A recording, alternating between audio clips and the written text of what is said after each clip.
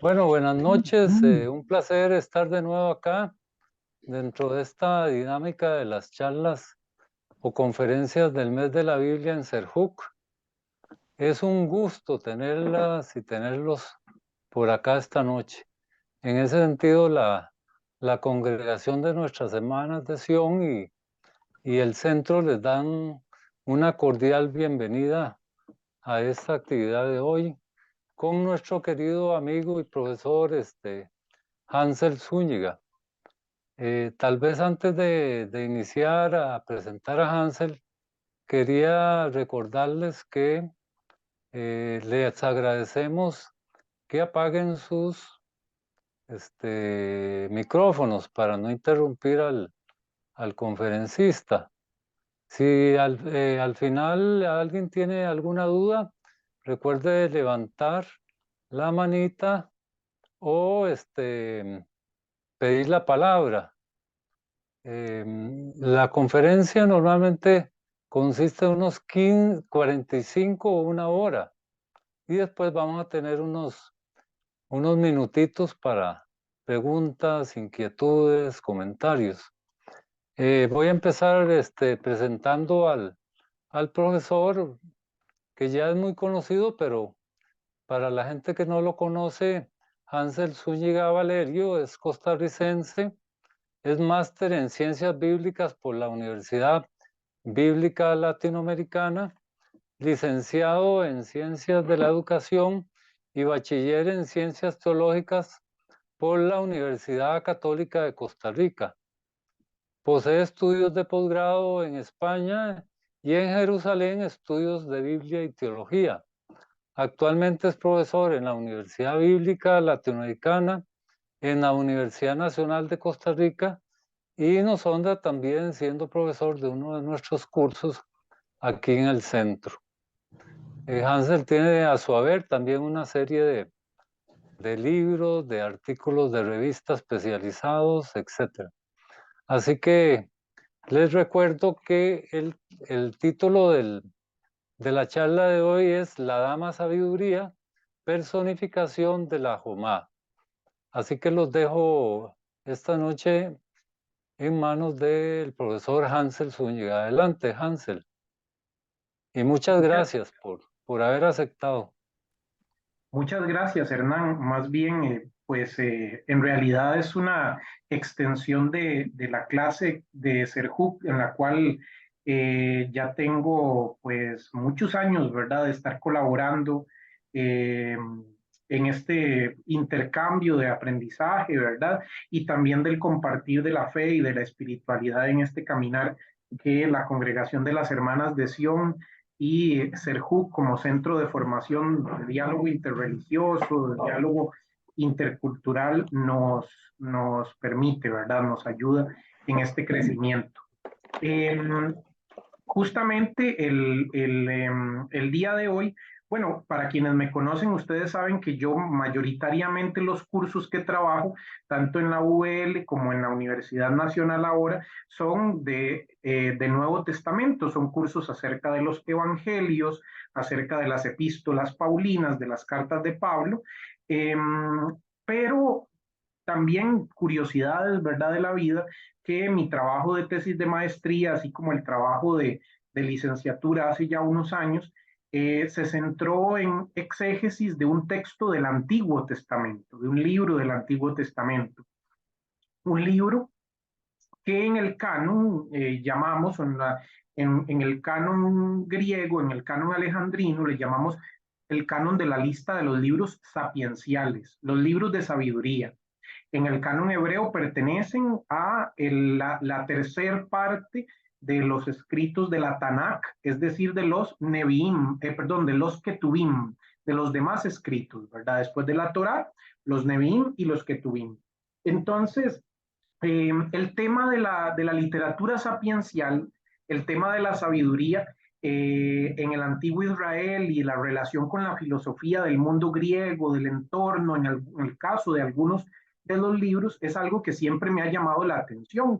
Si ustedes pueden ubicar cronológicamente varios de estos libros sapienciales en el estudio que llevamos en SERJUC, en los distintos cursos introductorios o en los cursos de profundización. Sabemos que los libros sapienciales están como una bisagra porque conectan de alguna forma el Antiguo y el Nuevo Testamento, el primer y el segundo testamento. Tienen allí una relación, incluso muchos son muy cercanos a la época del Nuevo Testamento. Hoy vamos a hablar de una temática que para mí es apasionante, es muy, muy interesante, sobre cómo la figura de la sabiduría de Dios en los libros de Proverbios de Jesús ben Sirá o el Sirácida, un texto deuterocanónico, y de Sapiencia Salomonis, es decir, de la sabiduría de Salomón, otro libro deuterocanónico, como en esos tres libros la figura de la sabiduría es personificada, y es personificada con un rostro femenino, con un rostro de mujer, ¿verdad? ¿De dónde surge esto? De la relación que existía con otros pueblos, con la creencia también que había en otras divinidades en su momento, y varias de estas divinidades eran femeninas, tenían esa condición de feminidad. Entonces, la Biblia hebrea, aunque ya está en un proceso de monoteísmo, de asumir la idea de un único Dios, no nació en una isla, sino que nace en relación con muchos pueblos y asume varias ideas de estos pueblos, entre ellas la personificación de la figura de la sabiduría, que por ejemplo en el Nuevo Testamento va a ser personificada como la palabra que sale de la boca de Dios. En el Evangelio de Juan, en el capítulo 1, en el prólogo, escuchamos muchísimo de esa palabra que se encarna, que se hace ser humano y ahora es personificada como Jesús, pero que ha estado en la creación desde la creación del mundo. Estas son ideas tomadas de Proverbios, de Sirach y de Sabiduría de Salomón, porque los textos están interrelacionados, ¿verdad? Entonces vamos a ver varios detalles allí y les pido que puedan utilizar, por ejemplo, si no tienen algo para anotar allí, y surgen dudas o preguntas, como estoy presentando la pantalla, no siempre veo a todas las personas. Entonces, si pueden anotar las dudas, utilizar el chat de Zoom, de la plataforma, para que podamos conversar al final. Creo que la parte más rica siempre, la parte de conversación, donde se plantean dudas, interrogantes, nuevas perspectivas, es lo más enriquecedor de todo. Y también, como decía Herman, para las personas que van a recibir la grabación de manera asincrónica posteriormente, es bueno que tengamos los micrófonos apagados. No porque a mí me moleste en lo más mínimo, porque un error a todos nos pasa, ¿verdad? De que llega alguien y estamos conversando con la otra persona y nos dimos cuenta que el micrófono estaba encendido, eso es lo de menos, pero para la grabación de otras personas sí podría interrumpirse. Entonces, sería bueno que tengamos los micrófonos allá apagados. Y les voy a pedir que tengamos en mano, vayan, busquen un momentito la Biblia, cualquiera de las versiones, la que usted más utilice, y vamos a abrirla, vamos a buscar el libro de Proverbios, porque por allí vamos a empezar. Vamos a ver algunos términos, algunos fragmentos de textos para poder entender esto de la personificación de la dama sabiduría, de la Jokma. Jokma es la palabra hebrea para decir sabiduría y la palabra para decir sabio es Hakam. Jokma, Hakam, sabiduría y sabio, ¿verdad? Entonces vamos a hablar un poquito de esto. Así como para una contextualización, una introducción muy general. La sabiduría, como les mencionaba, eh, eh, como un elemento abstracto, en tres libros del Antiguo Testamento aparece personificada de una forma femenina. En Proverbios, en Sirácida y en Sabiduría de Salomón, en Sapiencia Salomón. Además, en el Nuevo Testamento, también les mencionaba ahorita, que algunas de estas ideas aluden al concepto de el logos griego, el concepto de la palabra, en el momento de la creación del mundo, como en el prólogo del Evangelio de Juan, ahora referido a Jesús. Aquí una pequeña diferencia. Eh, el concepto hebreo, para decir palabra, es el concepto davar, usted que lo conocen, y el concepto griego es el concepto logos.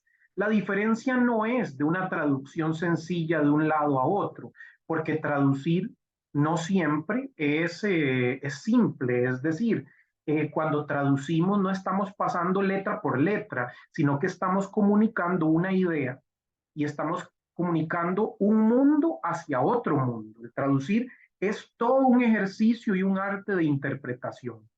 Entonces, el dabar hebreo no es lo mismo que el logos griego. A pesar de que las palabras sean lo mismo, signifiquen lo mismo, el fondo del asunto es diferente. Dabar en el concepto hebreo no se refiere solo a un conjunto de letras o a un sonido. El dabar hebreo se refiere a un término, una palabra que tiene realización, que es actuación. Cuando en el Antiguo Testamento, en el Primer Testamento, se habla de oráculo de Yahvé, oráculo del Señor, palabra de Dios, palabra del Señor, se está afirmando la constatación de que Dios ha actuado e intervenido en la historia. El logos griego, exclusivo de la filosofía del siglo axial, de los filósofos griegos, Sócrates, Platón, Aristóteles, aunque Sócrates no haya escrito, sigue la misma tradición. El logos griego es un elemento más teórico, más reflexivo, ¿verdad?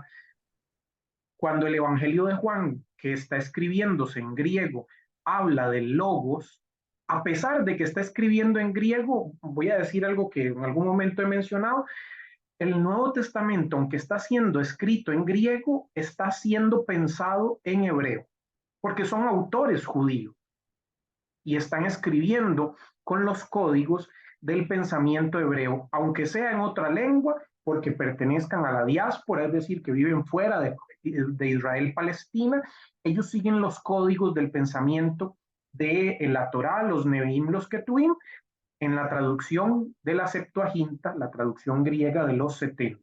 Entonces, cuando Juan está hablando de logos, no está hablando de una idea abstracta, de la terminología o de la metafísica griega, sino está hablando del dabar hebreo que se ha concretado y en este caso se ha hecho carne en la figura de Jesús. Entonces tiene una concreción histórica muy clara. Les decía que tanto en hebreo podemos encontrar los libros de Proverbios y el eclesiástico, tal vez esto es una novedad para algunos de ustedes, para algunas de ustedes, el libro del eclesiástico o el de Sirácida es lo mismo, ¿verdad? Tiene esa doble denominación. Sucede lo mismo con el otro libro, que ese sí pertenece a los protocanónicos, a los primeros, y que está en la Biblia hebrea, el libro del Eclesiastés, tiene otro nombre, Coelet, ¿verdad? Eclesiastés Coelet, y en este caso Sirácida eclesiástico, ¿verdad? El doble nombre. El libro del eclesiástico sabemos que aunque las copias más antiguas que tenemos son copias griegas, sabemos que el texto originalmente fue escrito en hebreo. Y lo sabemos por las citaciones que encontramos en los manuscritos del Mar Muerto en Qumran, que los esenios copian y asumen textos en hebreo de Sirá. Entonces, evidentemente existía anterior a la traducción que se ha conservado el texto hebreo. Esto lo planteaba en un curso en la Universidad Bíblica la profesora Nuria Kalduk Benagues, que es especialista en Sirá y que conversó con nosotros un poco en este curso, parte de este curso acerca de la sabiduría que dimos el año pasado. En hebreo, el libro de Proverbios, el libro del Eclesiástico, como por ejemplo, también una parte del libro del Eclesiástico, que puede ser una edición griega posterior, y el libro de Sabiduría o de Sapiencia Salomonis, en ambos casos, tanto en hebreo como en griego, la palabra sabiduría es de género femenino. Jokma, Sofía, Ha-Jokma, Ge Sofía, con los artículos correspondientes. Esta es una de las razones de su personificación femenina. El hecho de que el sustantivo sea femenino hace que los autores la imaginen de forma femenina y la representación de esa pintura del Renacimiento que está allí es la representación de la dama sabiduría en una de las obras de arte del posterior al Renacimiento. No la ubico bien, me recordabas un poquito, pero después puedo buscar porque no me acuerdo estrictamente dónde la había tomado, pero es una personificación de la Dama Sabiduría de G. Sofía. Otra de las razones también de por qué los autores bíblicos, y ahorita veremos los textos, personifican la sabiduría de manera femenina, puede ser que la imagen de Dios, dominada por aspectos masculinos, ¿verdad? Porque sin duda en el mundo griego las divinidades masculinas por el tema patriarcal tenían esta característica, y en el mundo hebreo, en el mundo del antiguo Israel también encontramos esta manera de sexuar a Dios, de considerarlo un ser sexuado masculino, ¿verdad? Eh,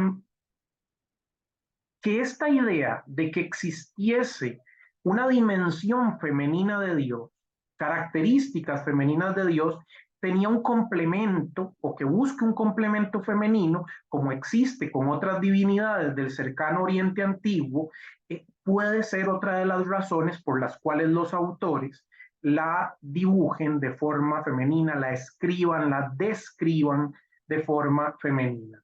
En las divinidades, en los panteones del cercano Oriente Antiguo, la figura de un dios siempre estaba acompañada por su paredro, por su consorte, es decir, por su esposa. Eh, y esto es un detalle que hablaremos un poquito después, pero Israel, y creo que esto lo han escuchado de boca de otros, tal vez algunas personas hasta ahora lo escucharán, y espero que no se asusten, no salgan corriendo, ¿verdad? Pero en el antiguo Israel, en el inicio de la fe del Dios de Israel, Israel no siempre fue monoteísta. El monoteísmo es todo un proceso histórico, es todo un proceso de asimilación de otras culturas, de otros pueblos, y que termina decantándose en la idea, primero, de que eh, hay varios dioses, pero el nuestro es el más importante. Estamos hablando de monolatría, de enoteísmo. También hay ligeras diferencias entre ambos términos, pero no vamos a hilar tan fino. De un politeísmo donde existen múltiples dioses se pasa a una monolatría o un monoteísmo donde encontramos a varios dioses, pero hay un dios principal, ¿verdad? Un dios principal de dicho panteón.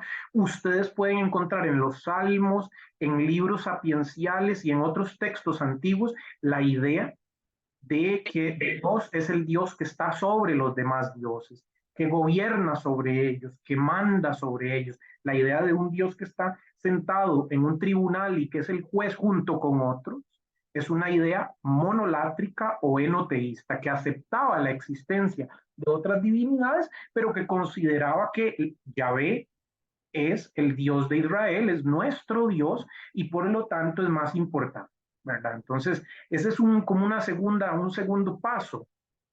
Y luego ya encontraremos en textos de la época del exilio y sobre todo posteriores al exilio de Babilonia, estamos hablando años 537 antes de Cristo y posterior a ello, textos en el libro del profeta Isaías, en la parte que se escribió en esa época, y en otros posteriores ya la idea de que los demás dioses son simplemente ídolos, son falsos, no existen.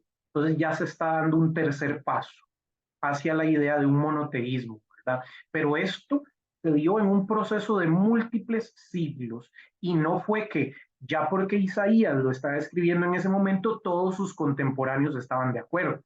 No, recuerden ustedes que si los textos que tenemos contenidos en la Torá, en el Pentateuco, prohíben el hecho de tener otros dioses, y los textos de la Torá, aunque sean tradiciones muy antiguas, están siendo escritos durante la época del exilio en Babilonia, puestos y plasmados sobre papiro y compilados en ese periodo de tiempo y posterior. Si se mantienen esas prohibiciones es porque las prácticas de adoración a otros dioses persistían, continuaban. Entonces, uno no puede decir, bueno, es que a partir de aquí todos los israelitas fueron monoteístas. No, se dio todo un proceso lento y de distintas épocas y partes en la historia, ¿verdad? Eh, podemos preguntarnos para poder entrar en materia, ¿verdad? ¿En qué sentido es empleada esta personificación en los libros sapienciales? ¿De qué forma se piensa la idea de esta dama sabiduría que juega en la presencia de Dios, que está a su lado? ¿En qué sentido? Porque aparenta ser un ser divino, pero en un proceso monoteísta eso es complicado porque estaríamos pensando en dos entes o tal vez más, ¿verdad? Si el proceso todavía no estaba cerrado, pues se podía pensar en otros seres que rendían o que estaban al auxilio de Dios, ¿verdad? De la divinidad allí, tal cual. Entonces, hoy día hay un consenso entre los y las exégetas de que estamos ante una personificación poética, porque el libro de Proverbios, aunque tiene tradiciones muy viejas, las ediciones recientes que tenemos son ediciones de la época persa, de la época del post-exilio, años 400 antes de Cristo, y ya en este momento el monoteísmo estaba en alzada, ¿verdad? Estaba en camino. Entonces, aunque quedan ideas viejas de otras divinidades, en Proverbios se utiliza esa idea de la dama sabiduría no como un personaje o como otro dios u otra diosa, sino como una personificación simbólica poética. La profesora Gerlinde Bauman dice lo siguiente en un articulito muy interesante sobre la figura de la sabiduría en el antiguo Israel. La personificación es un subgénero de la forma estilística poética, o sea, un subgénero de la poesía, de la metáfora, y surge en interacción de un emisor de imagen, es decir, de algo que emite una idea, con un receptor de imagen. El receptor de imagen es la misma figura de la sabiduría. En cambio, el dador de imagen no puede establecerse tan fácilmente. En teoría se podría pensar tanto en mujeres concretas de carne y hueso, o bien en Dios, dioses o diosas. Dicho de otro modo, la imagen nace de la vida cotidiana, de la cotidianidad de la mujer, de las representaciones, o podría haber nacido también de que los israelitas conocían a las otras diosas de otras culturas, ¿verdad? Pero a partir de cuestiones concretas surge esa imagen y en el libro de Proverbios se utiliza de manera poética o metafórica. Siendo la metáfora de la dama sabiduría una figura perteneciente al ámbito de lo divino, porque está en el trono de Dios, ¿verdad? Como veremos ahorita en Proverbios, es allí donde se debe ubicar esa idea del dador de la imagen, en alguna otra diosa posiblemente conocida por Israel y que ahora toma la imagen de subordinada a la figura del Dios de Israel, como veremos en los libros. Les mencionaba, ¿verdad? Que esta idea de dioses, diosas en Israel era algo que aunque uno dice, ¿cómo va a ser posible que esté allí? Está presente en el texto bíblico. En el texto bíblico hay varias referencias a divinidades femeninas y que posiblemente existían sus creencias, ¿verdad? También en Israel. Entonces, a partir de la constatación del politeísmo, es decir, que había la creencia en múltiples dioses y sus distintas formas en el antiguo Israel, Bernhard Lang ha planteado, un autor que ha estudiado un poco este tema del monoteísmo y del politeísmo femenino, ha planteado ubicar el origen de la representación femenina de la sabiduría que encontramos en los primeros 9 capítulos de Proverbios, ubicándolo en una etapa anterior a la redacción de los libros más antiguos de la Biblia, en una etapa de redacción anterior, en alguna tradición oral anterior que representaba o reflejaba alguna práctica que los antiguos israelitas tenían, en esa práctica quedó, o esa práctica quedó en la memoria de las personas y fue escrita tiempo después en el libro de Proverbios. Las nociones, los conceptos de piedad personal, y de un Dios personal eran muy útiles para referirse al Dios del pueblo, al Dios del clan, de la tribu, Yahvé, pero también a la sabiduría, una de las posibles diosas que estaban antes del canon y de otros pueblos y de las que disponemos una documentación importante. Además, por ejemplo, dentro del mismo texto bíblico, en Segunda de Reyes, capítulo 23, versículo 13, encontramos referencia a que existía en Israel un culto a la Asherá de Yahvé, es decir, a la diosa consorte de Yahvé. Y esto refleja que la práctica existía y estaba allí.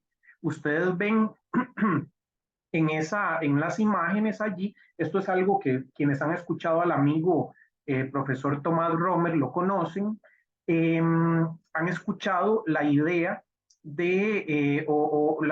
la inscripción que está en esta vasija. En la parte superior ven la vasija original y en la parte superior ven el dibujo clarificado para que podamos distinguirlo. Se ven a tres personajes, ¿verdad? Además del toro y de la vaca y su cría, su becerro, su ternero, ¿verdad? Se ve a tres personajes.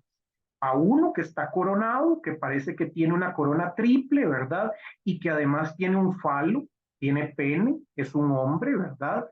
A otro que está detrás, que no está sexuado, pero que tiene indicaciones femeninas por los puntos en el pecho, por los senos que podría estar allí, y en la parte trasera, de hecho, a una mujer que tiene cabello largo, que tiene un arpa en su mano, que está sentada. Estas son las inscripciones de una zona llamada Kuntiyeh Agrut, en la zona de Palestina y de los pueblos del cercano Oriente Antiguo en Israel, ¿verdad? Y que hace referencia a la existencia de una divinidad perdón, me pasé un poquito, de la existencia de la divinidad, y en la inscripción superior dice, aquí está o aquí encontramos a Yahvé junto con su Asherá.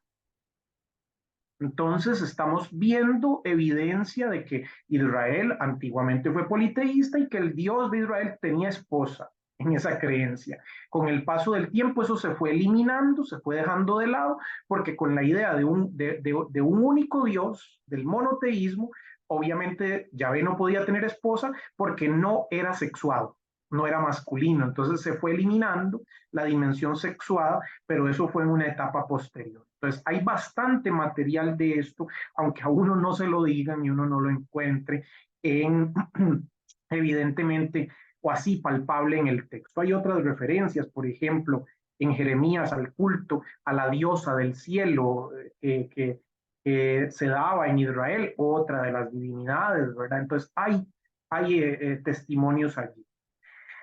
Para este autor, para Lang, el Dios personal que encontramos en Proverbios 1:9, capítulos del 1 al 9, es una diosa personal.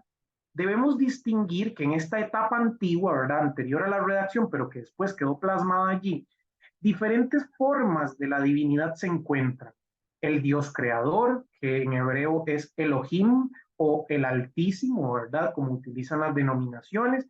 La divinidad local, el Señor o Yahvé, y el Dios personal, que es cuando el texto habla de mi Dios en cada caso. En estos 9 capítulos se habla de 3 formas distintas de Dios. Entonces eso puede rastrear distintas formas de piedad en la práctica anterior que encontramos. Y tal como lo sostiene Tomás Romer, la influencia de Egipto en las nociones, en los conceptos sapienciales, en los conceptos de la sabiduría, es enorme en todo el cercano Oriente Antiguo, es principal, ¿verdad? Egipto es la base de las concepciones sapienciales de Babilonia, Mesopotamia, de los pueblos de Canaán, de Israel, tiene una influencia por toda parte. Incluso un librito reciente, bueno, relativamente reciente sobre Egipto, empieza diciendo, la Biblia no existiría sin Egipto. Egipto es una referencia fundamental para la religión de Israel en uno de estos textos de Romer que menciono. Toda la religión egipcia reposa sobre la idea de cultos locales y su veneración a un dios o a una diosa particular. En este contexto, hablar de un Dios personal, del Dios del Dios de mi grupo, no debe ser entendido como que él o ella, este Dios, es un ser personal, sino más bien que es referida a las creencias de quien es el adorador de esa divinidad. Es una cuestión de intimidad y de relación entre el adorador y su Dios protector, ¿verdad? Se trata de una expresión técnica que se utilizaba en Egipto también para referirse a los dioses que son venerados por una persona y su familia, como por ejemplo lo encontramos en el texto bíblico cuando hablamos de los ciclos patriarcales de Abraham, de Isaac y de Jacob, tu Dios, el Dios de tus padres, ¿verdad? Esa referencia a la familia. En este sentido, el pasado de la Jokma, de la dama sabiduría, no era una personificación poética como está en el libro, ¿verdad? Como está ahora en Proverbios, sino que de hecho era una verdadera divinidad que era adorada, una diosa personal, pero con el paso del monoteísmo quedó como una figura representativa nada más. Vamos a leer un fragmento de Proverbios, Proverbios capítulo 4, versículos del 3 al 9. En Proverbios capítulo 4, versículo 3 en adelante, dice lo siguiente: también yo fui hijo de mi padre, amado con ternura por mi madre. Él me enseñaba diciéndome, graba mis palabras en tu mente, cumple mis órdenes y vivirás. Adquiere sabiduría, adquiere inteligencia, no la olvides ni descuides mis palabras, no la abandones y ella cuidará de ti. Ámala y ella te protegerá. El comienzo de la sabiduría está en adquirirla y en obtener inteligencia con toda tu fortuna. Hónrala a la sabiduría, ¿verdad? Y ella te engrandecerá. Si la abrazas, te dará prestigio, pondrá en tu cabeza una diadema preciosa, te obsequiará una corona espléndida. Ámala, te protegerá, hónrala. Ideas de una personificación de la dama sabiduría, ¿verdad? Que protege, que cuida, que da bienes allí. Entonces, en este texto que acabamos de leer, el proceso de adquisición de un saber se debe acompañar de otra adquisición, la de Jokma, la Jokma como diosa personal y por ende como protectora y garante de la vida. En Egipto, su equivalente es el dios Tot, porque es la providencia del escriba a lo largo de su carrera, desde su vocación hasta su vejez. El dios Tot que ustedes vieron en la imagencita del otro lado, que tiene en su mano un papiro, ¿verdad? En otros jeroglíficos, este dios aparece con una pluma porque escribe, es el protector de los escribas y para el sabio sobrepasa a otros dioses, como dirá este autor Kuroye que menciono allí. Pero, y vamos a ver más adelante acerca de la otra divinidad, porque ustedes pueden estar pensando, quienes ya han estudiado, bueno, y Maat es la diosa del orden, de esa concepción de perfección, de plenitud. Hablaremos posteriormente, pero Tot es uno de esos dioses egipcios del cual tenemos antecedente en torno a la sabiduría. En el mismo libro de Proverbios encontramos una orden. En el capítulo 7, versículo 4, y este lo coloqué aquí en negrita: hermánate, hazte hermano con la sabiduría y emparenta con la inteligencia, forma parte de su familia, está diciendo. Y esto tiene también un componente erótico, porque tiene que ver con una dimensión de hacer a la sabiduría mía y de que ella me haga suyo, de ternura también. Evidencia la necesidad humana de trascender lo más cerca posible al ambiente de la divinidad, de intimar con la divinidad. Y esto también es cierto, debemos recordarlo, aunque estas ideas queden allí en el libro de Proverbios, esta divinidad personal es siempre un dios o una diosa subalterna de un sistema más complejo de otros dioses. ¿verdad? Porque existía todo un panteón de divinidades, todo un conjunto de dioses. Ustedes pueden ver también un texto, este es del libro de Deuteronomio, un texto también de la época del exilio en Babilonia, posterior a él, pero nos menciona algo muy interesante, lo cito, lo puse aquí también. Cuando el Altísimo, el León, repartió las naciones, vean qué interesante, cuando distribuyó a los hijos de Adán, fijó las fronteras de los pueblos según el número de los hijos de Dios, los hijos del Altísimo, ¿verdad? La porción de Yahvé fue su pueblo, le tocó Jacob como heredad. Dicho de otro modo, y ustedes pueden leer los versículos antes y después, y este texto es como raro allí en el conjunto. Este texto está evidenciando la idea de un Dios superior, altísimo, que distribuyó las naciones y a cada una de las naciones le puso un Dios protector. Y a Israel, a Jacob, le puso a Yahvé. Entonces, este texto, aunque es de la época del exilio en Babilonia, tiene una tradición anterior de cuando se creía en otros dioses, ¿verdad? Que eran dioses de los distintos pueblos. Chemosh y otros dioses cananeos eran dioses de los pueblos vecinos de Israel, que posiblemente Yahvé al comienzo también era considerado uno de estos dioses protectores de sus hermanos, ¿verdad? Hermanos de los otros dioses. Si vemos con atención, el Altísimo, que en hebreo es el León, y Yahvé, no deberían identificarse entre sí, son distintos, ¿verdad? La lógica del texto ubica a Yahvé como uno de los hijos del Altísimo, del Dios creador, y en este mismo nivel, a la hija del Altísimo, de hija del Altísimo, estaría Jokma, sabiduría. Entonces estamos en esta etapa anterior, ¿verdad? Que no había avanzado hacia ese camino del monoteísmo. Pero, por supuesto, como estos textos ya he mencionado están siendo escritos en ese avance del monoteísmo que considera Yahvé como único, como uno y único, el Antiguo Testamento canónico trató de monoteizar, ¿verdad? De borrar todos esos vestigios anteriores. No lo logró, como ustedes están viendo, no lo logró del todo, pero lo fue haciendo, ¿verdad? Intentó hacer una monoteización de las creencias y sustituyó este politeísmo por una forma de monolatría subordinada en dos niveles. Yahvé es el Altísimo, Elohim, el Creador, y debajo de él están las formas angélicas de las que habló el compañero David en la primera charla, los seres intermedios, ¿verdad? El ángel de Yahvé, ¿verdad? Y estas personificaciones de la cercanía de Dios, pero con otro personaje, y la dama sabiduría. Entonces, el Altísimo, Elohim, el Elión, todos estos términos fueron identificados con uno solo, con Yahvé.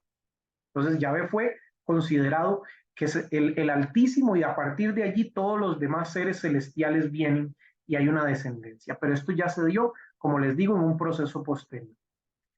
Así, en los textos queda evidente que tenemos una suerte de politeísmo, de monolatría, textos de monoteísmo monárquico y de monoteísmo exclusivista, porque hay la idea de un Dios que es un rey y después de la idea de un Dios único, ¿verdad? Que es exclusivo de Israel y que es el Dios de los demás pueblos también, aunque no lo reconozcan. Entonces, algunos autores, en esto también debo ser honesto, algunos autores tienen posiciones encontradas.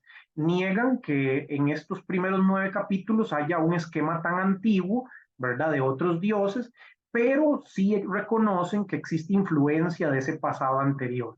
Entonces, es como posiciones algunas más radicales, otras un poco más moderadas, pero sin duda estamos hablando de la influencia de otros pueblos en los libros del conjunto bíblico. En el caso de Proverbios, del capítulo 1 hasta el 9, aunque en todo el libro, no solo en estos 9 capítulos, se menciona a la sabiduría, es más evidente en estos primeros 9 capítulos donde vemos su personificación. Por ejemplo, si ustedes ven Proverbios, capítulo 1, versículos del 22 al 33, a la sabiduría se le asemeja como si fuese una profetisa que anuncia su propio mensaje. Dice Proverbios 1:22.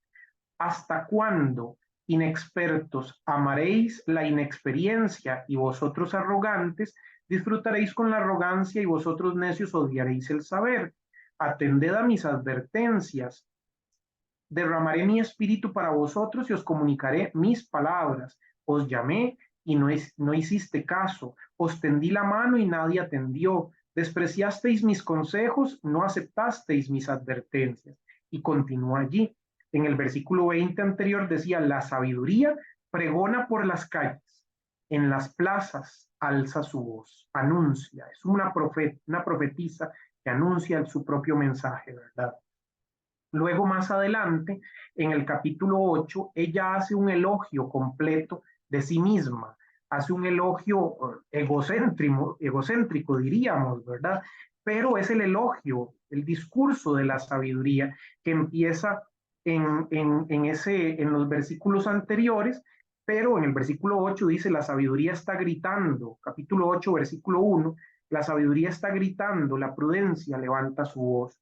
Y a partir del versículo 22 de ese capítulo 8 dice, Yahvé me creó primicia de su actividad antes de sus obras antiguas. Desde la eternidad fui formada, desde el principio, antes del origen de la tierra.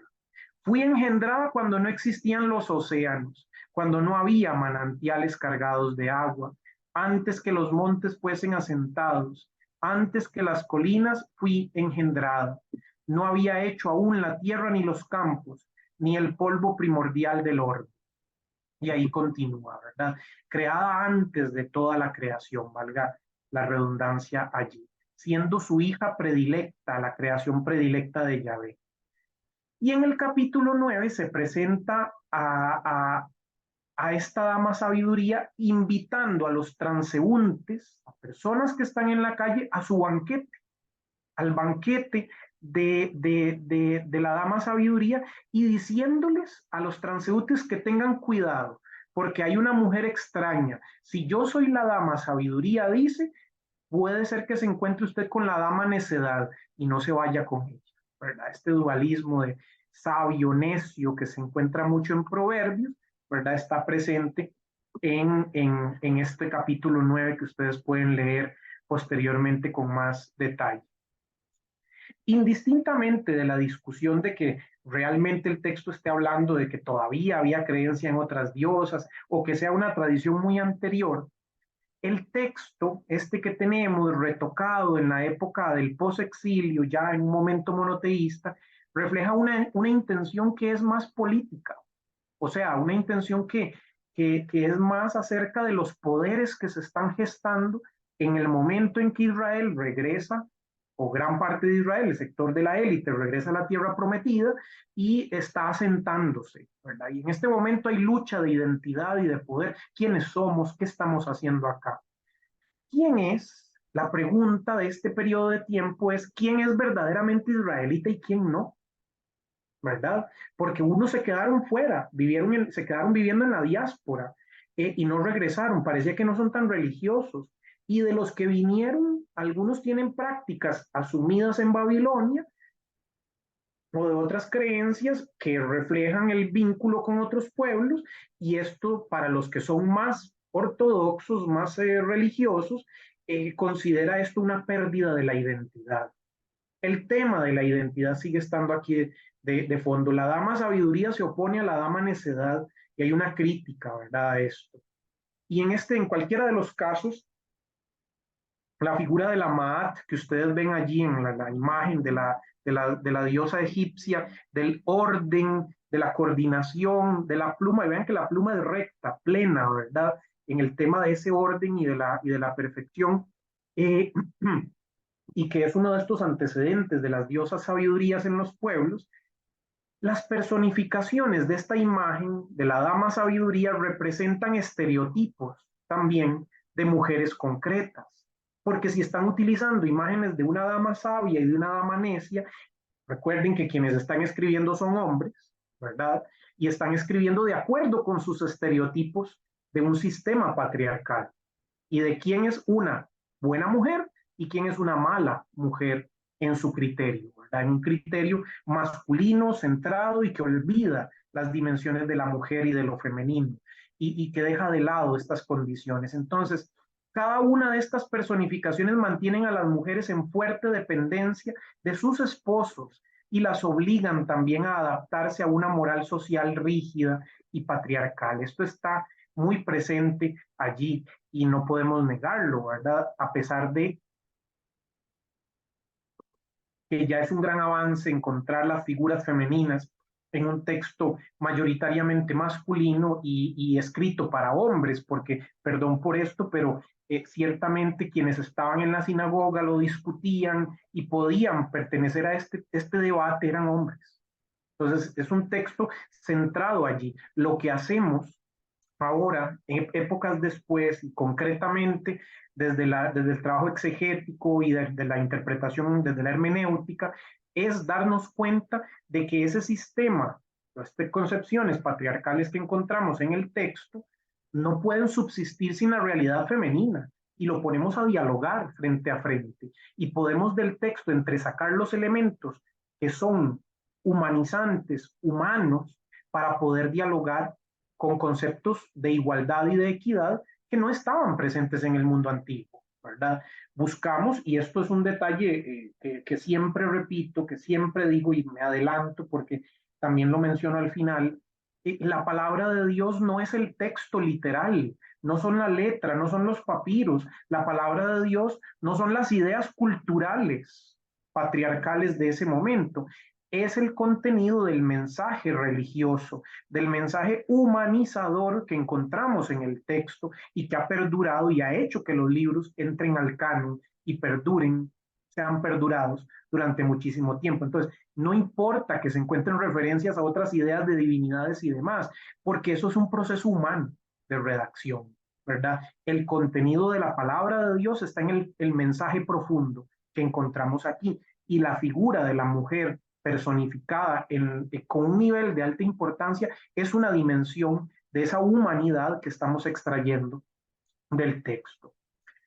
Ahora bien, esta idea de reivindicar las fuentes antiguas de las diosas que existían puede ayudarnos a darle vuelta a este sistema patriarcal que está en el texto, a darle otra cara al sometimiento de estos estereotipos femeninos. Si la sabiduría es representada por una figura femenina, es porque evidentemente en el mundo circundante del antiguo Israel había un gran número de diosas a las que se les atribuía enorme poder. En los capítulos, en el capítulo 1, versículos del 22 al 33 de Proverbios, se pueden encontrar paralelos con la diosa egipcia Isis, en 3:16 con Maat, la diosa de la plumita que vimos ahora, dadora de vida, protectora, y con el árbol de la vida mesopotámico que ustedes ven ahí en la inscripción, en una tablilla que está en el Museo del Louvre en París. El árbol de la vida mesopotámico, porque como da vida, tiene esa representación y ese carácter femenino, entre otras referencias. Dicho de otro modo, no hay un único modelo que debe ser impuesto si no encontramos un intercambio de culturas. Y esta idea de Dios tiene representación masculina y femenina también, aunque a veces olvidemos esta representación femenina. Y luego en el Nuevo Testamento, el mismo Jesús de Nazaret empleará metáforas femeninas y comportamientos suyos propios femeninos de ternura, de cercanía, de abrazo, de andar con niños, con mujeres, que es una personificación de esta idea de Dios femenino, femenina, que está allí presente en los textos, ¿verdad? En los libros, los otros dos, esto es un poquito más breve, Proverbios ocupaba un poco más, pero en los libros de el eclesiástico o Sirácida, ¿verdad? Allí eso es un detalle de no sé si de un altar, un confesionario, donde se representa a la dama sabiduría y toda la representación es de Sirácida, entonces es sabiduría en Sirácida. En este libro encontramos, por ser un libro posterior al exilio, este sí es más cercano al Nuevo Testamento, un texto cercano a la época de la redacción del Nuevo Testamento, tal vez siglo segundo, tal vez finales del siglo tercero antes de Cristo, pero ya se está acercando a la época del primer siglo, encontramos una relación entre la sabiduría y la ley, que es ya acentuada, canonizada, la Torá de Israel.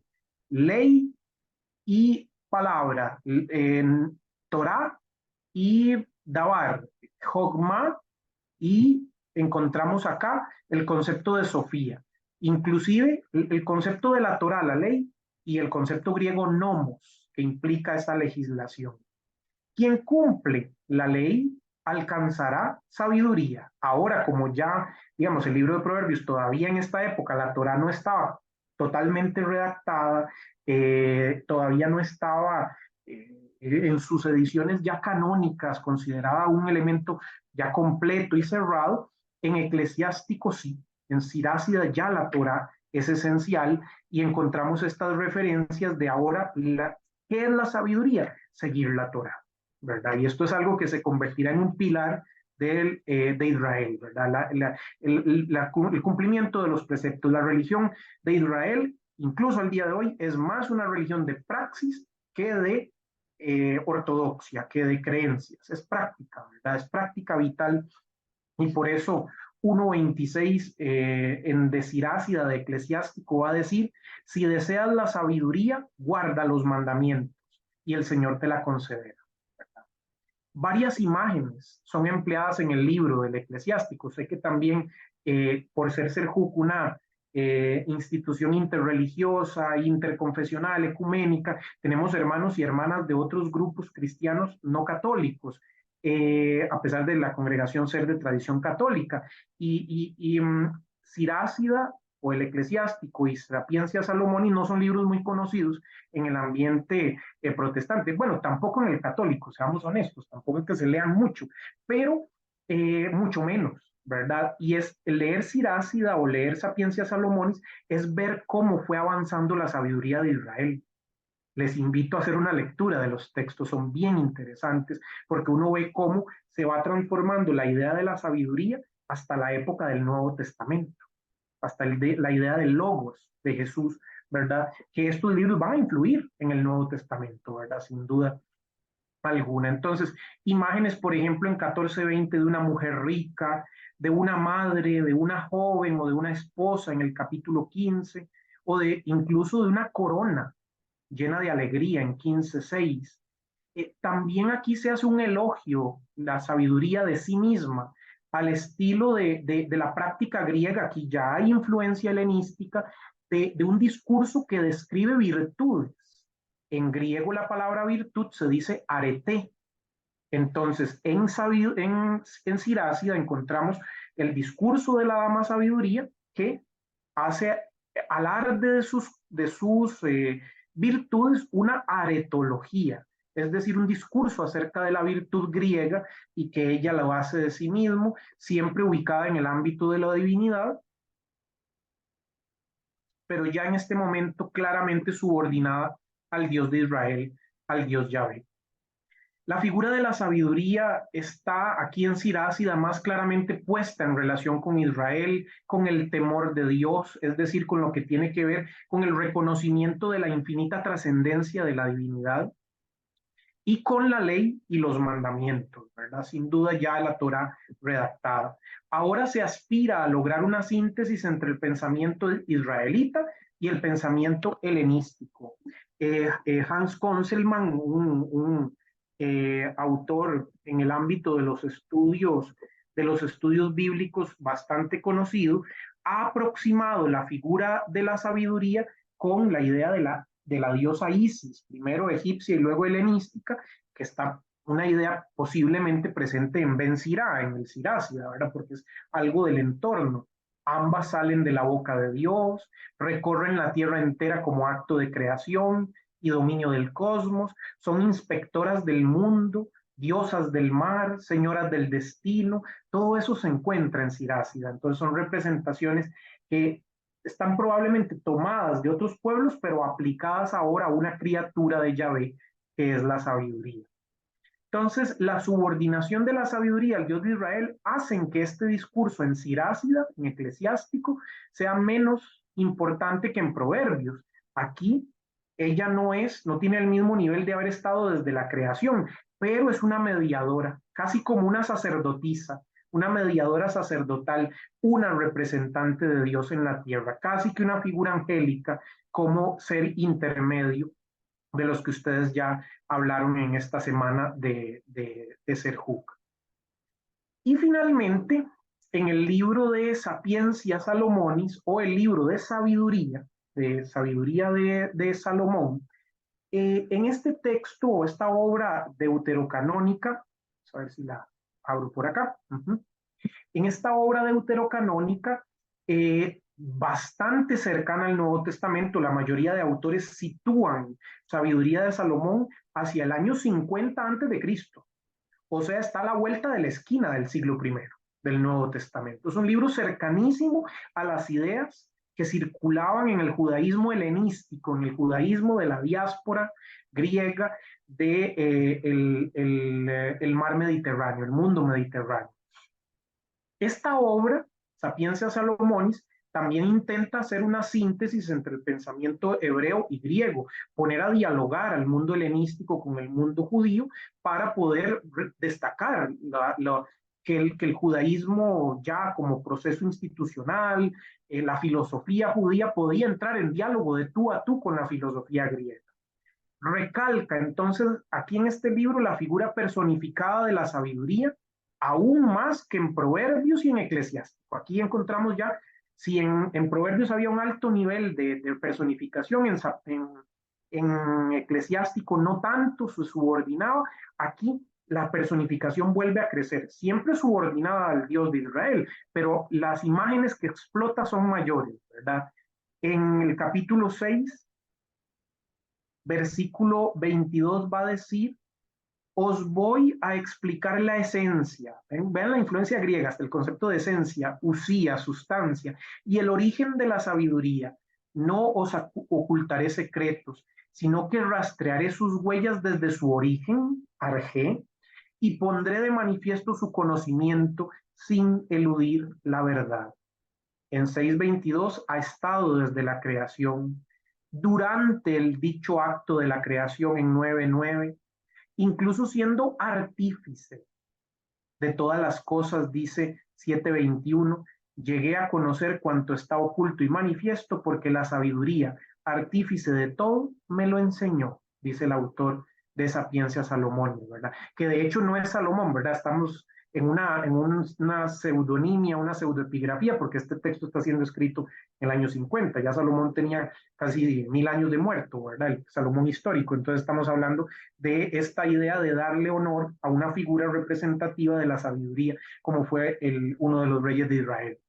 Entonces, en este libro, la sabiduría es la esposa y la compañera del rey Salomón, eliminando las imágenes eróticas que habían en Proverbios, porque si había esa cuestión de intimidad, y la sabiduría en este caso tiene una voz que refleja la voz del cumplimiento legal de la Torá también, ¿verdad? Porque a pesar de que entra en diálogo con el mundo judío, el tema de la Torá ya aquí es más fuerte, ¿verdad? Los discursos en primera persona que encontramos en los otros dos libros bíblicos, tampoco es que va a hablar en primera persona, aquí ya pasa como el diálogo entre Salomón y ella, o Salomón que, la figura ficticia de Salomón, que está dándole características a su esposa, a la sabiduría. Siendo este libro el más cercano al Nuevo Testamento en fecha, ha recibido una directa influencia de la cultura helenística de Alejandría, muy posiblemente en Egipto, y de un judío también importante, Filón, de Alejandría, que está escribiendo por la misma época, ¿verdad? O con un contexto muy cercano a este texto. Entonces, es interesante anotar que la metáfora de la dama sabiduría no tiene aquí una contraparte negativa, como si encontrábamos de la dama necedad en los otros textos, en Proverbios sobre todo, o inclusive una desvalorización de la figura de mujeres concretas, como la mujer mala o la mujer perversa que podía encontrarse en otras personificaciones. Si se recuerdan en el libro de Proverbios, el capítulo final, el 31 es un elogio de la mujer ideal. Y el versículo que es más citado es el primero. Una mujer ideal, ¿quién la encontrará? Es más preciosa que las perlas preciosas, ¿verdad? Pero si uno sigue leyendo, esa idea de la mujer ideal es la mujer que está en el oficio doméstico, la mujer que está supeditada al varón, la mujer que cumple sus oficios adentro de la casa y no afuera. Entonces, esa mujer ideal es una mujer ideal idealizada desde la figura patriarcal. Aquí en Sapiencia Salomonis, esto no se ve con tanta claridad. No digo que sea un libro más, entre comillas, avanzado o menos aún feminista, no, eso es un anacronismo, ¿verdad? Totalmente. Pero en el libro, como decía la autora Bauman que citaba al comienzo, el libro representa un intento de expresar la sabiduría israelita recurriendo a formas lingüísticas de la literatura helenística. Entonces no se interesa por hacer personificaciones negativas de la mujer, sino solo sus virtudes. De alguna manera, con esta proximidad de Dios a Jokma, ahora en griego, este libro, Sofía, es posible que Sapiencia Salomón y Sabiduría de Salomón sea un intento de vincular a aquellos judíos que daban culto a otras diosas, entre ellas a Isis, para que pudiesen darse cuenta que en el judaísmo había una figura, una contraparte y que no tenían que abandonar su monoteísmo, sino que era una imagen de dentro del monoteísmo de esta representación o esta dimensión femenina de la cercanía de la sabiduría. Concluyendo, en los tres libros bíblicos que hemos estudiado, la representación femenina de Dios se muestra con un rostro poco común en una literatura androcéntrica masculina, como es la literatura bíblica. No obstante, esta diversidad no deja de opacarse al considerar que algunos aspectos de la dama sabiduría siguen reproduciendo, como Proverbios 31, el modelo de dominación masculina. Son escritos para hombres jóvenes, por parte de hombres ancianos, ¿verdad? Que son prevenidos de caer en las trampas de mujeres necias. Los hombres son sabios si se fijan en la figura de la mujer ideal de Proverbios 31. Esto les guía en su obrar hasta la inmortalidad, como sabiduría lo va a decir, ¿verdad? Esta idea de inmortalidad. Pero no tenemos que ser ingenuos o ingenuas y agarrar los textos al pie de la letra otra vez y reproducir las imágenes de dominación masculina sobre mujeres al oponer mujeres poderosas con mujeres necias también. ¿Verdad? Recuerden, estos son dimensiones culturales del texto y no es el contenido teológico, sino que es algo propio de la cultura, como podría ser las prohibiciones de Pablo al cabello largo, como podría ser prohibiciones alimenticias que hoy día no seguimos. Entonces, ¿por qué sí seguimos a veces criterios de dominación masculina o de estigmatización a otros grupos excluidos que pertenecen a elementos de la cultura del antiguo Israel, ¿verdad? Pero que no son la esencia del texto, que no son el contenido teológico humanizador que encontramos. Más bien, deberíamos leer estos textos con la capacidad multiétnica, darnos cuenta que hay múltiples culturas, etnias, con la capacidad de darnos cuenta hoy que distinguimos la importancia de esa creación cultural de género que ha relegado a unas y ha supeditado también a otras, y que esto no debería reproducirse, no debería estar allí. También de la diversidad de formas de vivencia, de sexualidad y demás que se encuentran en los textos y que a veces son condenadas, pero que no deberían serlo hoy, porque el contenido de la palabra de Dios tiene que ver más con esta humanidad, con esta forma de mostrar afecto, ternura, encuentro hasta en las realidades más ocultas y más desvalidas, como lo hará Jesús de Nazaret y también otros textos en el antiguo Israel. Entonces, tendremos que pensar más que estas ideas de diversidad, de género, de etnia, no son una amenaza, más bien suponen el encuentro entre culturas, entre las ideas que habían antes de dioses y diosas, pero que reflejan en el fondo esta idea de los múltiples rostros de Dios. En la Sagrada Escritura no hay solo una imagen, una representación de Dios, hay varias. Y hoy día tenemos que pensar, ¿cuál escogemos para seguir hablando de Dios? ¿La idea del Dios represor, del Dios agresor, del Dios violento o la idea del Dios cercano, que tiene entrañas de misericordia y de bondad? Esa es una pregunta que nos corresponde a nosotros y nosotros responder el día de hoy.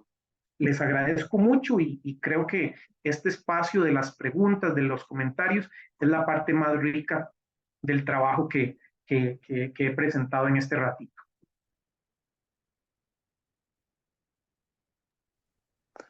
Muchas gracias, Hansel, por su puntualidad. Sin duda un tema muy, muy interesante.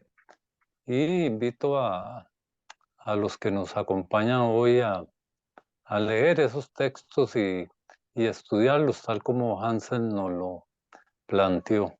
Bueno, como habíamos dicho al inicio, me gustaría que las personas que tienen preguntas, comentarios, dudas, por favor, levanten la manita electrónica o si no pueden pedir la palabra o escribir también su pregunta en el sistema para poderla leer. Así que los animo a preguntar o comentar sobre esta rica conferencia del profesor Hansel Zúñiga. Creo que Carmen levantó la mano primero, Carmen Gómez. Sí, muy buenas noches, profesor. Es un placer escucharlo. Yo lo he escuchado en otras conferencias y venía con 20 sentidos en mi cabeza porque sé que entrega mucha información y me cuesta porque ya soy más vieja seguirlo, pero hoy día fue realmente muy exquisito el contenido que tiene, la capacidad de poder resumir todo y entregarnos a nosotros todo un bagaje de conocimiento. Realmente lo felicito y es muy agradable poder escucharlo. Muchas gracias. Mire, yo quisiera saber solamente una preguntita que es casi de carácter personal. Yo hice mi tesis sobre la mujer sabia que está en 2 Samuel 20.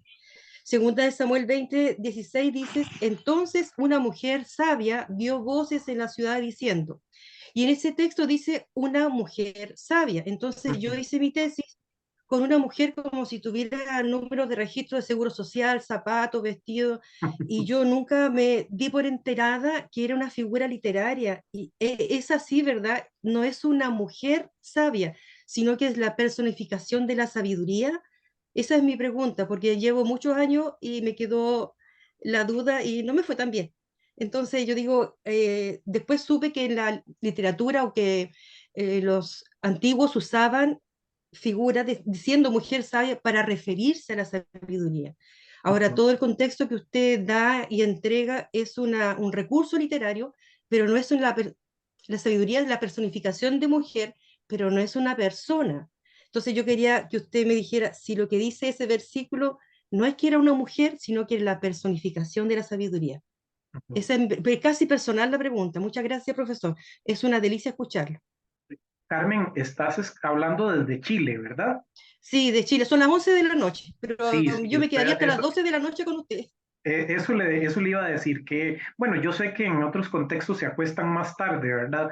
Pero qué valienta de estar despierta tan tarde. Yo a las 10 ya estoy cabeceando. No, es que ustedes Eh, empiezan a las 5 de la mañana, nosotros empezamos más sí, tarde, pero escucharlo a usted realmente es una delicia, profesor. Muchas, muchas gracias. gracias, Carmen. Un honor.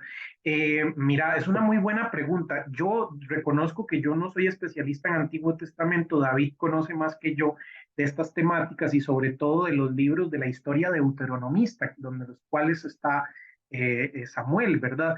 Pero como estos textos se están escribiendo en una época del exilio y posterior al exilio, la escuela deuteronomista está en este periodo, sí, está tomando la personificación de la imagen de la sabiduría, pero no hay que, como recurso literario, como lo mencionas, pero no hay que excluir que existan representaciones de mujeres reales en el antiguo Israel, ¿verdad? Porque existían figuras proféticas femeninas y encontramos en los textos profetizas en las narraciones y también en el Nuevo Testamento. Recordemos a Ana, ¿verdad? Que está allí presente en el Evangelio de Lucas. Entonces, encontramos figuras de mujeres sabias en el antiguo Israel. Aunque el libro de Samuel está utilizando este texto para hablar de la mujer ideal, de una mujer sabia a la cual seguir, de una representación poética, el origen de esto también y de estas imágenes, como decía la autora esta Bauman que cité, eh, también nace de la cotidianidad, de la experiencia de mujeres concretas que con el paso del tiempo fueron invisibilizadas en la historia y que hoy nos toca a nosotros y nosotras recuperar, ¿verdad? Porque están presentes, tal vez a veces solapadas en los textos, pero quiero decir, es muy posible que existiesen, y de hecho existían, profetisas y mujeres sabias en el antiguo Israel, y estos recuerdos, estas memorias, estas vivencias de personas quedaron plasmadas en los textos, ahora con una finalidad literaria de la sabiduría, pero nacieron de una realidad concreta. Evidentemente no podemos buscar su número de cédula o de pasaporte y escribirla, ¿verdad? Pero sí podemos rastrear que ellas reflejan o ella refleja a muchas ellas más que estaban allí, que están presentes en los textos. Te agradezco la pregunta porque es muy importante. Gracias, Hansel. Creo que ahí tiene la mano levantada Fresi Morales. Correcto. Adelante. Hola, Hansel. Hola, Fresi. Buenas noches. Al oír toda la charla y comenzar con los dioses, diferentes dioses, y al siempre estar una mujer con un hombre, ¿verdad? Quiero pensar, o pienso más bien, que entonces no había un sistema patriarcal tan fuerte como el que hubo después. ¿Se dio ese sistema patriarcal después de que se hicieron monógamos o ya estaba? Esa es la pregunta. Ok, es una muy buena pregunta, sí. Eso depende, Fresi, mucho de las culturas a las que nos refiramos. Eh, Egipto tiene sus particularidades, Grecia también, y entonces la existencia de mujeres como figuras importantes, como divinidades importantes, como la misma diosa Atenea en Grecia, ¿verdad? Que no está asociada con ningún hombre, o al menos no principalmente, ¿verdad? Nos da a entender que habían culturas que tenían estas, digamos, polivalencias, distintas formas de evaluar el tema. Cierto es que a pesar de ello, eso sí, comparten una matriz patriarcal, porque la idea es que el pater familias es quien determina las realidades. Entonces, ellos están representando cuestiones de su práctica, de su vida cotidiana, y en Egipto nunca se habla hasta tiempo después, hasta ya casi una época griega, de una faraona. Se hablará de una reina de Egipto, ¿verdad? Pero no tanto. Entonces, sí hay un sistema de patriarcado que es común, ¿verdad? Pero en algunos pueblos es diferente y habría que estudiar cada uno de ellos. Yo no lo he hecho, no podría decir en cada uno qué es lo particular allí, pero esta construcción de la figura, hay un libro muy interesante que se llama El miedo en Occidente. Es un libro de la época, o que trata de recuperar cuestiones del siglo XVII para acá, de nuestra era, pero el autor, que fue profesor del Collège de France, el autor del miedo en Occidente, en uno de los capítulos recurre o explica que uno de los elementos que le da miedo al poder en Occidente es la mujer, porque sale del tema, descuadra, formula nuevas realidades y hace que el poder patriarcal se desestabilice, ¿verdad? Y él en ese capítulo cita autores de épocas o referencias de épocas antiguas de distintas partes. Habría que rastrear por allí y ver qué encontramos en cada cultura, ¿verdad? Muchas gracias, Hansel. Excelente charla. Gracias. Gracias, Fresi. Gracias. No sé si alguna persona tiene alguna pregunta o comentario. Hansel, mientras Sí, la gente se anima, yo tengo ahí dos pequeñas inquietudes. Me gustaría saber un poquito el origen de esa literatura sapiencial. Si procede de la sabiduría popular dentro de las tribus, los clanes o el hogar, o sea, de la experiencia vivencial, o del ámbito de la realeza o de la corte, o de ambas. Esa es una duda que siempre he tenido respecto al tema dentro del Antiguo Testamento. Y la otra, a propósito de la sabiduría, en las parábolas de Jesús me pareció oír que vos decías que hay una influencia de la literatura sapiencial del Antiguo Testamento en Jesús, pero me imagino que también hubo influencia del contexto y la experiencia vivencial de Jesús y del helenismo. Entonces, para que me aclararas un poquito esas dos cosas. Gracias. Gracias, Hernán. La primera pregunta, me recuerdo que la habíamos, la habíamos pasado muy por encimita, no sé si te recuerdas, porque creo que llevaste el curso de la Dama Sabiduría hace el año pasado con Romer, ¿verdad? Sí, sí, yo la había planteado, pero siempre fue muy breve la respuesta, entonces No, por eso lo me digo. gustaría como aprovechar un poquito más para que me lo Por eso lo expliques. digo. Yo cuando hablábamos de eso, y me recuerdo que Tomás Romer dio como la primera sesión para hablar acerca de la sabiduría en general, de los términos, de cómo se conforman los libros sapienciales, ya en una segunda clase me correspondió a mi persona hablar un poco de la formación de proverbios y de otras cosas. Y decíamos que el libro de proverbios tiene varias, dentro del libro de proverbios hay varios libros, ¿verdad? De épocas diferentes y demás. Y tradicionalmente se entiende la sabiduría como algo que nace de la sabiduría popular, a partir de las frases, a partir de lo que llamamos adagios o expresiones de sabiduría cortas como a Dios rogando y con el mazo dando, y otras expresiones que reflejan la piedad popular y la experiencia, tal vez ni siquiera la piedad, porque la sabiduría tiene una característica, la sabiduría en Israel no es religiosa, es laica, ¿verdad? Porque nace del trabajo, de los oficios de las personas, tiene esa enorme riqueza. También de alguna manera, por eso siempre me gustó la literatura sapiencial, ¿verdad? Por esa dimensión. Pero nace de esa experiencia, pero quienes escriben, quienes redactan, son personas de la élite, son personas de palacio, que hacen su reflexión en torno a esto. Incluso la oposición entre la figura del profeta y la figura del sabio, ¿verdad? Que está bien acomodado en palacio. Un ejemplo muy claro es el autor de Eclesiastés. Coelet es un sabio de palacio, acomodado, que ahora ve todas las desgracias que le vienen porque ha perdido muchas condiciones que antes tenía. Posiblemente no, de hecho otros la estaban pasando mucho peor que él, pero para él era la desgracia y ahora no tener acceso a múltiples lujos que podía tener antes y que ya no poseía. Pero nace de la experiencia de las personas interpretadas por los sabios en palacio, ¿verdad?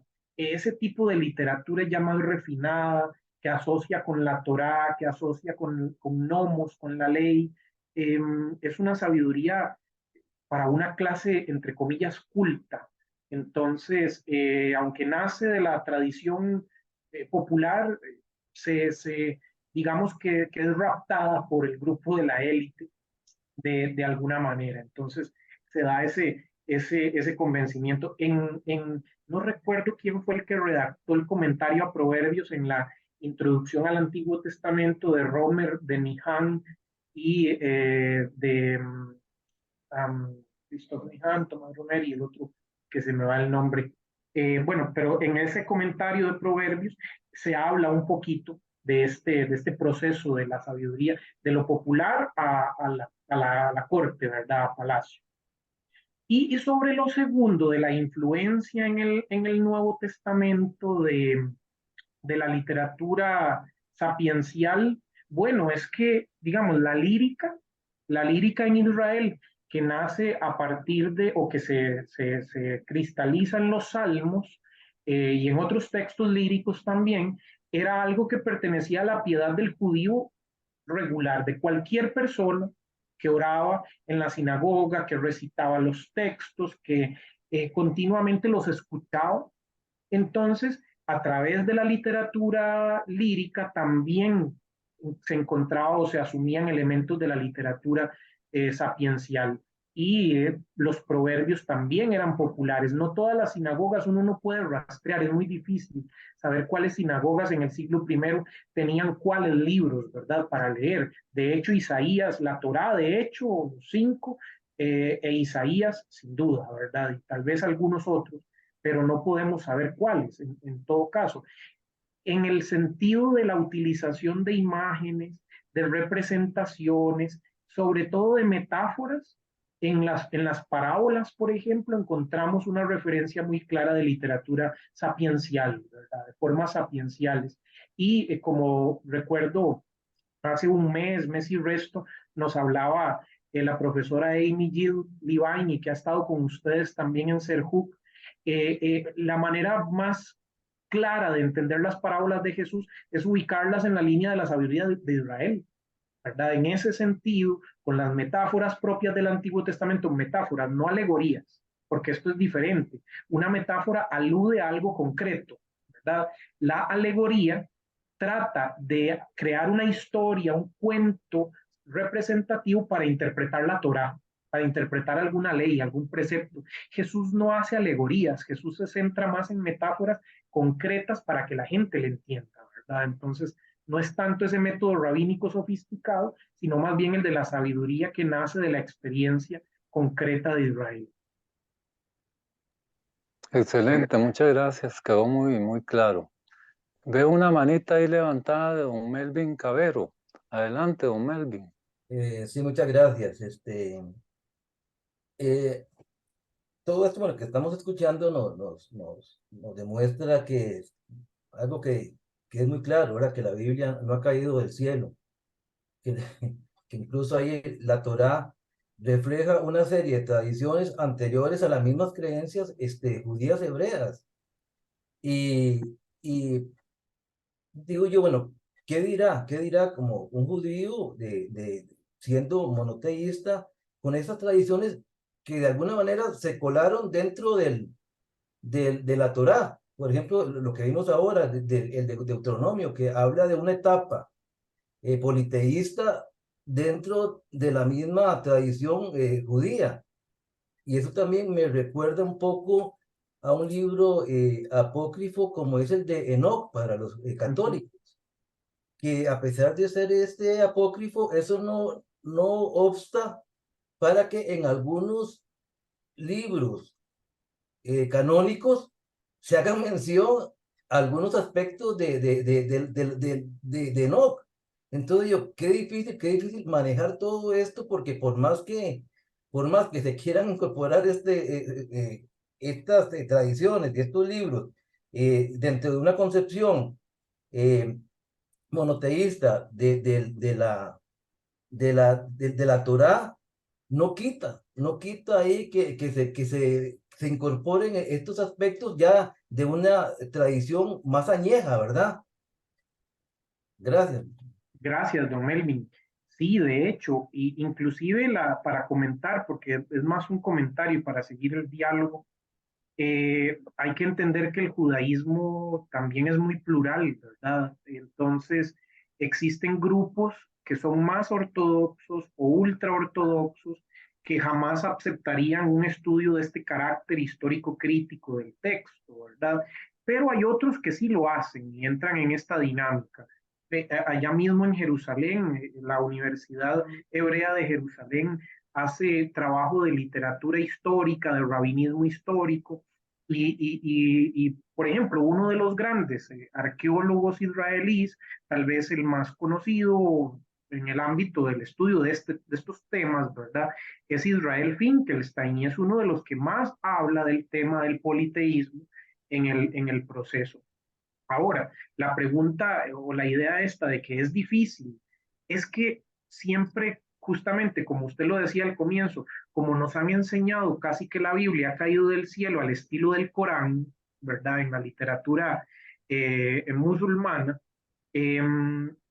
no nos hemos dado cuenta de que y esto es una idea teológica, no histórica, aquí hablo más desde la perspectiva teológica de la fe, no nos hemos dado cuenta que el proceso de la historia es también algo que Dios respeta y que se da cuenta de que el proceso histórico es o tiene que llevarse o ha llevado distintas etapas, fases y demás. Y Dios sigue hablando a través de todos esos avatares de la historia y de los tiempos.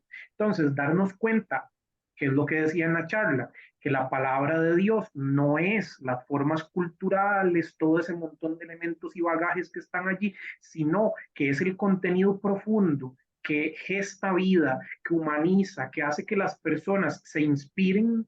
Decía un amigo, el profesor Carlos Gil, que la palabra de Dios es inspirada porque es inspiradora.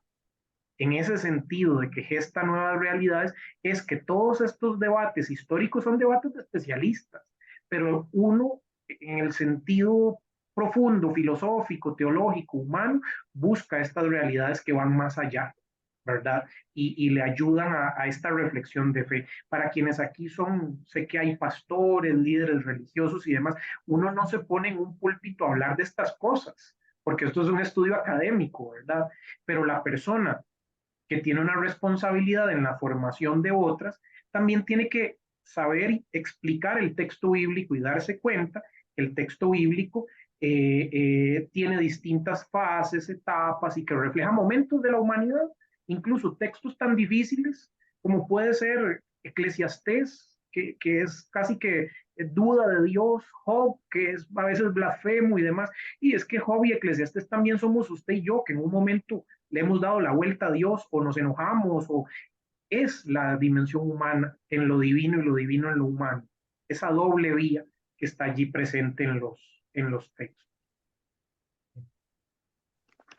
Gracias, Hansel.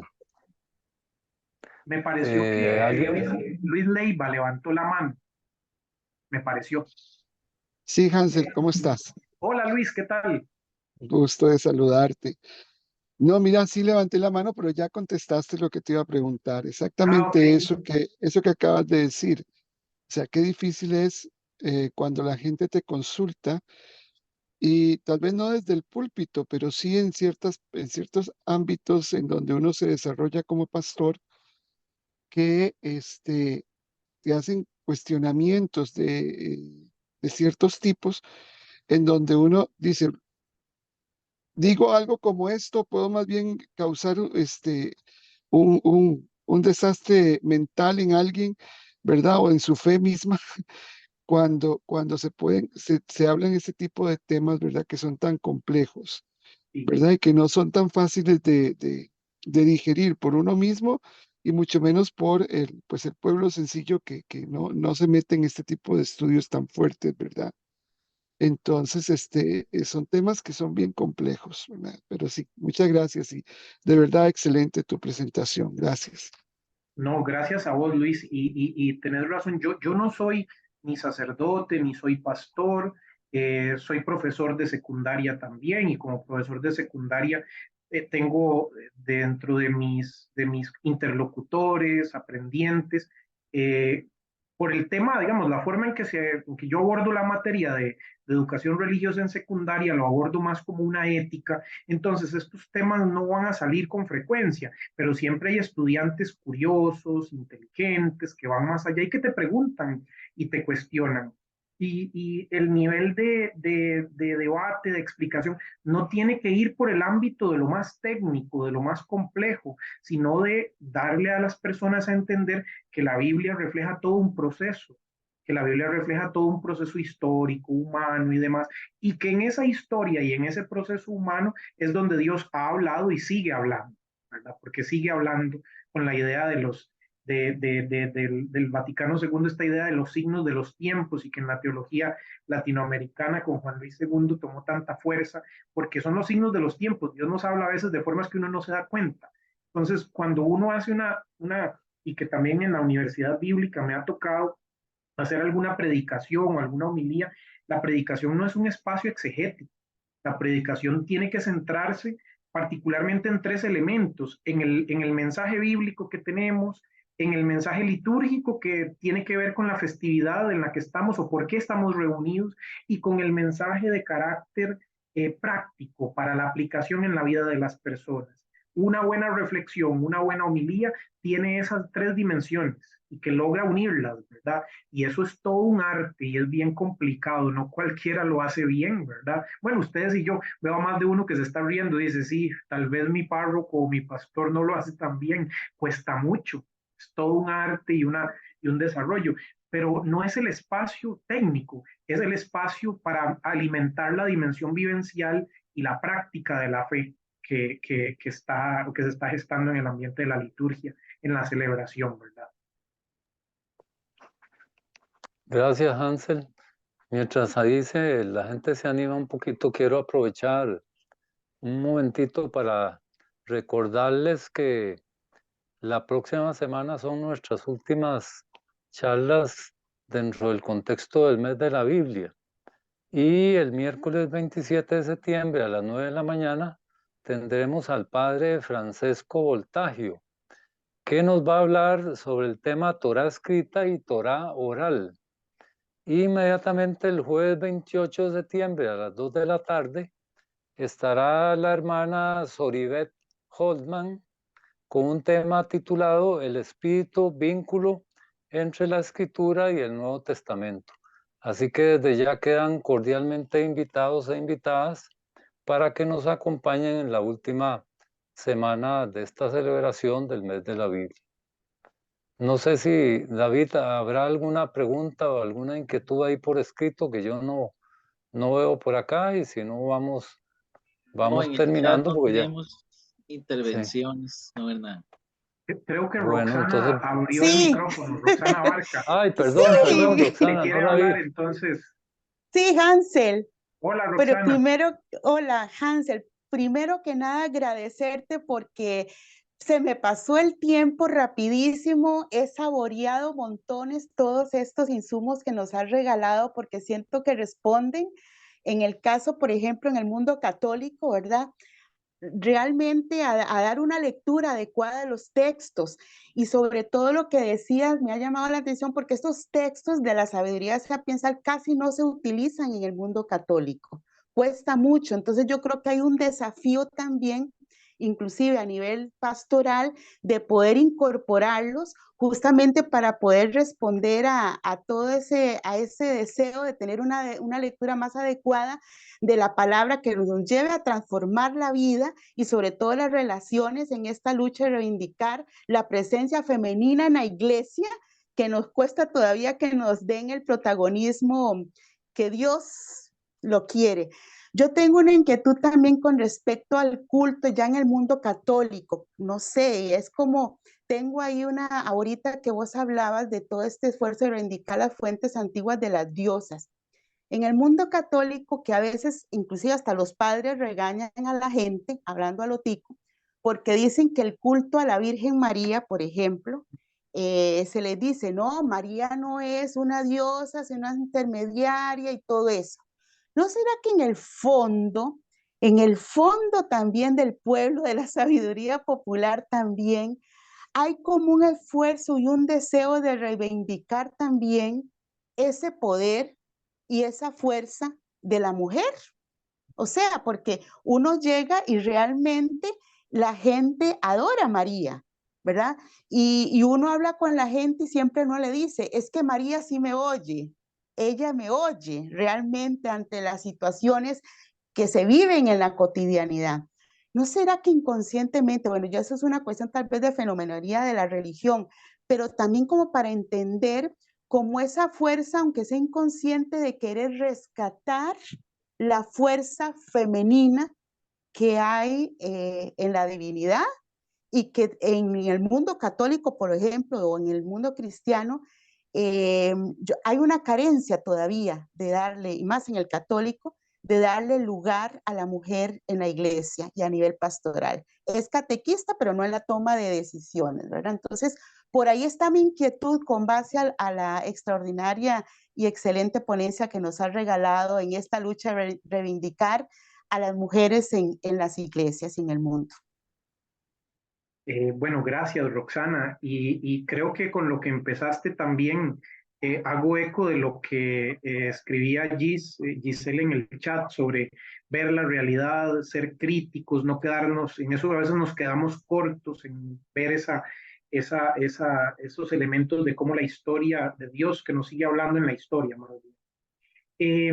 Sí, mira, lo del tema del culto mariano es un tema muy delicado, ciertamente, porque, vamos a ver, aunque doctrinalmente hablando y en el discurso, la oficialidad siempre va a decir esto, es que María no es una diosa, es una mediadora, en la práctica no es así. En la práctica usted va a los santuarios marianos, por ejemplo, y el centro es la figura de María. Incluso en muchos templos que no necesariamente son santuarios marianos. Sé que en cada uno de los países de donde ustedes están hay una figura que es patrona de cada uno de los lugares. Aquí en Costa Rica, la Virgen de los Ángeles, usted ingresa a la basílica y en el altar mayor arriba está la imagen de la Virgen de los Ángeles y la capilla del Santísimo está en una esquina ya olvidada, ¿verdad? Casi nadie ve la capilla del Santísimo. Entonces ahí vemos una evidente praxis de la figura de María exaltada. Ahora, la pregunta de manera más crítica sería, ¿qué exaltamos? ¿Qué tipo de figura femenina exaltamos? Porque desde la Edad Media el culto mariano ha exaltado la figura de María, pero una figura de María desfeminizada, asexuada, virgen, que niega los elementos de su dimensión femenina. El único que se destaca, y que por cierto es el elemento vínculo con Jesucristo, es su maternidad. Y de ahí se desprenden todos los demás dogmas marianos, ¿verdad?, que existen en el mundo católico. Pero la pregunta es, ciertamente, vemos una institución que mayoritariamente no le da espacio a la mujer de la misma forma que al varón a nivel histórico. Ahorita mencionaré algo de esto, porque tampoco es la lucha de buscar honores, porque eso es un concepto totalmente equivocado de la búsqueda de la igualdad en la iglesia. Es más bien que se exalta la figura de la mujer silenciosa, sumisa, callada en María, cuando no es así, ¿verdad? Hay que buscar, decía un amigo, hay que buscar a la María bíblica, a la María histórica que nos habla en los textos, que habla que aunque, digamos, en el Magnificat que está en Lucas, que aunque no haya sido María quien haya dicho ese discurso tan profundo, tan lleno de criterios intelectuales de su época y demás, el evangelista Lucas pone a la mamá de Jesús a decir eso. Entonces está reivindicando las figuras femeninas de una manera muy fuerte, muy importante. Creo que antes de pensar en esta idea de que es cierto, a nivel fenomenológico, a nivel de la sociedad, la figura femenina en lo religioso no se ha olvidado, todo lo contrario, está muy presente. Incluso en el mundo evangélico, en el mundo protestante, porque aunque la Virgen María no tiene el mismo nivel de culto, de devoción, la figura de la Biblia ocupa ese espacio femenino también. Es la palabra, es la Biblia y es la referencia que está allí, ¿verdad?, que habla de alguna manera con esa feminidad. En el mundo católico es más evidente con la figura de María, que no se ha olvidado eso, pero el problema yo lo veo en esa figura de María que se ha desfeminizado, ¿verdad? Ese es el punto allí. Y termino con esto para darte la palabra. Hay que recuperar esa feminidad de la María bíblica, de la María histórica. Es ese el elemento central de ver su maternidad, sí, pero su dimensión de mujer también. Y no es solo por la maternidad, como dirá Timoteo después, que por la maternidad alcanzan la salvación. No, es por su condición de hija de Dios, de persona, que alcanza esa dimensión de salvación. Va más allá de solo una forma, ¿verdad? Porque en el antiguo Israel la esterilidad era vista como una maldición. Hoy día esa no es la idea, ¿verdad? No podríamos sostenerla a pesar de que se sigue sosteniendo. Y en el ámbito de la iglesia, el tema del papel de la mujer en la iglesia es un elemento importantísimo de discutir y que tenemos que darnos cuenta de que no es abrirle espacio a que hayan diaconisas o sacerdotisas, igual que los diáconos y los sacerdotes hombres que siguen reproduciendo los esquemas de dominación, de jerarquía y demás. No, tenemos que cambiar nuestro concepto de clericalismo. Esto no lo digo yo, lo dice el Papa Francisco. Cambiemos el clericalismo, dejémoslo de lado y démonos cuenta que el ministerio es un servicio. Y a ese servicio, como lo vemos en las cartas de Pablo, lo pueden ejercer hombres y mujeres por igual. Entonces ahí ya ha cambiado la mentalidad al respecto.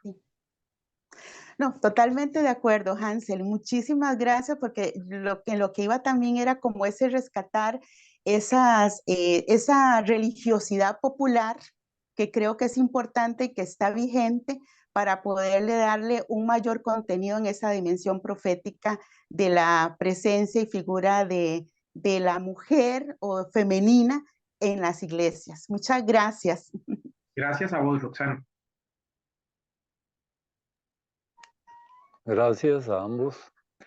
Bueno, si no hay más participaciones, quiero darle profundamente las gracias a Hansel por tan excelente exposición y a ustedes que nos han acompañado esta noche. Recordándoles que el próximo miércoles 27 a las 9 de la mañana tendremos al padre Francisco Voltaggio con el tema Torá, escritura y Torá escrita y Torá oral. Y a Soribet Holman con la conferencia del Espíritu, vínculo entre Escritura y Nuevo Testamento, el jueves 28 de septiembre a las 2 de la tarde. Así que quedan cordialmente invitados e invitadas. Y de nuevo un gran abrazo a Hansel, un agradecimiento y a ustedes que nos han acompañado. Buenas noches y nos vemos la próxima semana. Dios primero. Muchas gracias. Buenas noches. Gracias. Bendiciones. Muchas gracias.